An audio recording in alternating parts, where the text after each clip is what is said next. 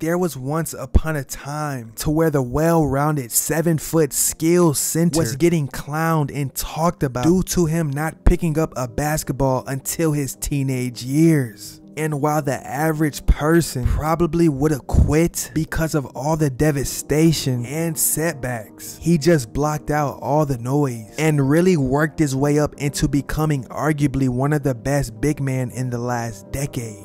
This is the Joel Embiid story.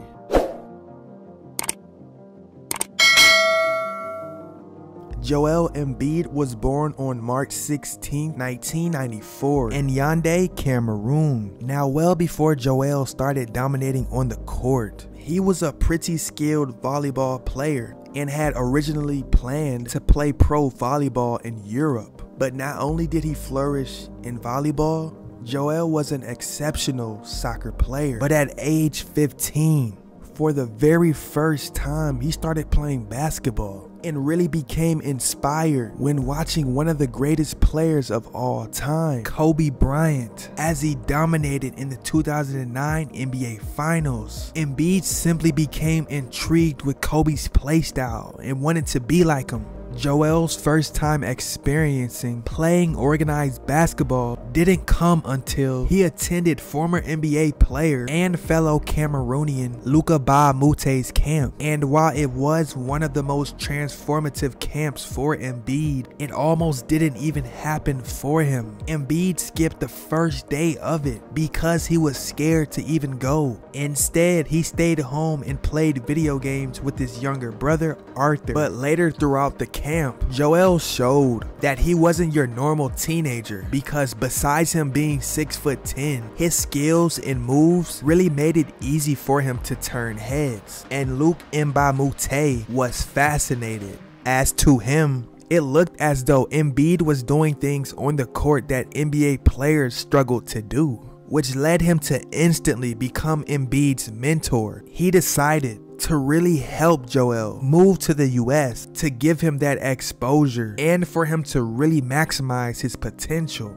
But by age 16, Joel enrolled into the Montverde Academy located in Florida, the same school that D'Angelo Russell, Cade Cunningham, and Ben Simmons attended. But it was a bit different for Joel because he struggled tremendously when he first got there. And his coach even kicked him out of the gym. Also, while his teammates were even pointing at him, while some even clowned him and told him that he sucked. And after that bad encounter at the school, he went back in his dorm and cried while really questioning why he went there. By this time, he just wanted to go back home. But after some time, his whole mindset would change. Embiid started putting countless hours into the gym, which really took his game into the extreme. Joel winded up transferring to the Rock School in Gainesville, Florida, and his hard work paid off, allowing him to lead his team to a state championship as a senior while averaging 13 points, 10 rebounds, and 2 blocks per contest. And just like that, he was a 5-star recruit while earning himself to be ranked the #1 center in the entire country. So with offers from schools like Florida, Texas, and Kansas, Joel decided to sign with Kansas and team up with 5-star recruit and future #1 pick Andrew Wiggins. And just like his first practice at Montverde Academy, it was pretty similar at his first practice at the University of Kansas. Joel got dunked on hard by teammate Tyreek Black, which made Joel almost quit. He was dunked on so hard that he was looking at plane tickets to get back home, and his confidence was completely struck.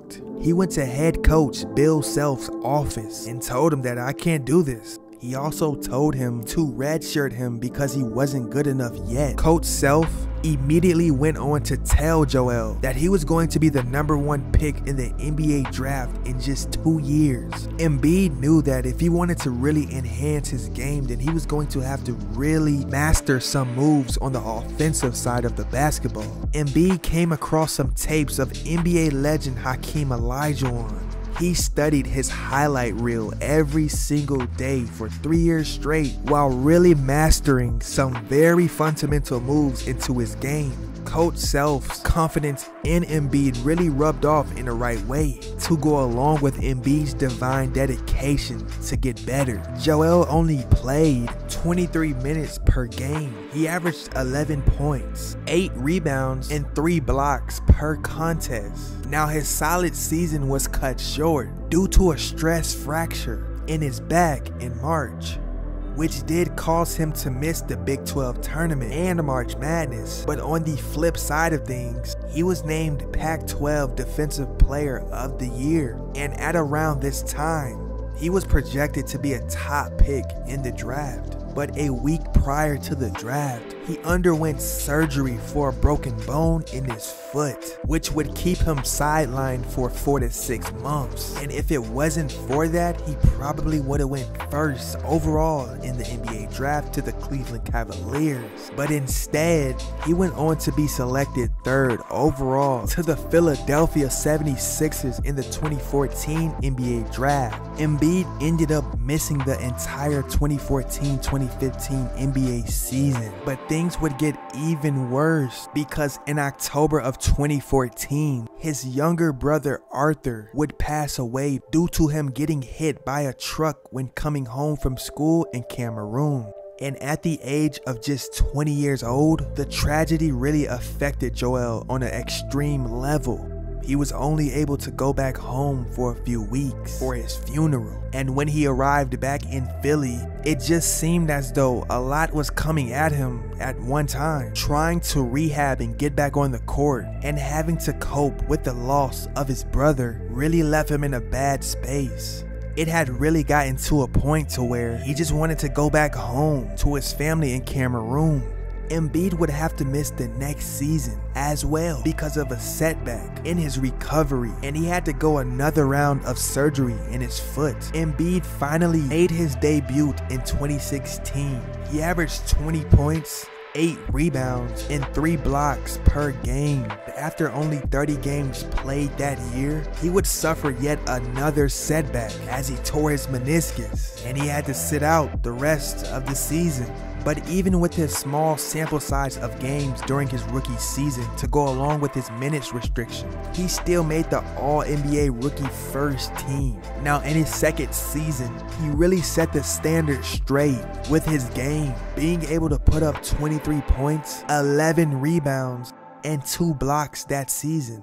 And he became an All-Star starter. He made both second team All-NBA and All-NBA defensive. Embiid even managed to lead his team back to the playoffs, but ended up losing to the Celtics in the conference semifinals. In the very next season, he turned himself into a full-blown superstar, putting up staggering averages of 28 points, 14 rebounds, 4 assists, and 2 blocks per game. Now after becoming an all-star and making the playoffs, Joel and the Sixers experienced a heartbreaking loss to the Raptors in a crazy fought 7-game series.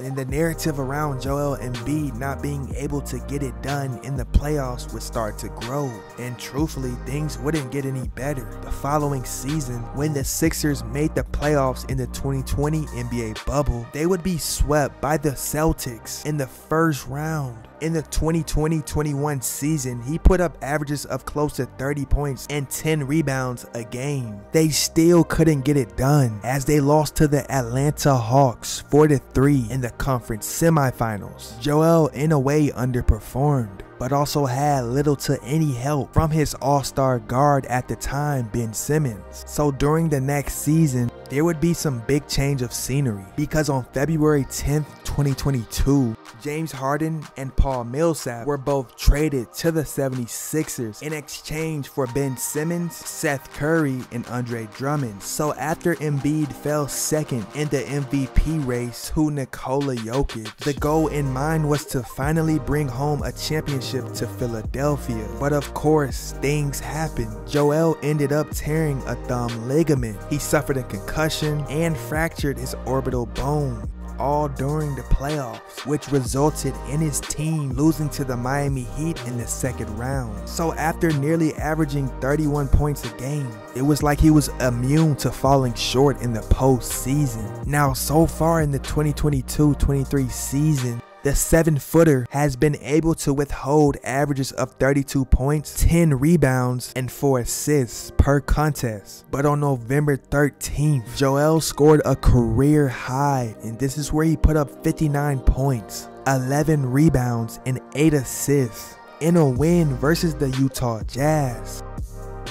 Joel Embiid is someone who really had one of the most remarkable emergence in recent memory, from having to cope with tragedy in his family while at the same time being forced to deal with so many injuries and having to have countless surgeries earlier on in his career. His divine drive and will to keep pushing through it all is why he is where he is today. And with that being said, ladies and gentlemen, this is the Joel Embiid story.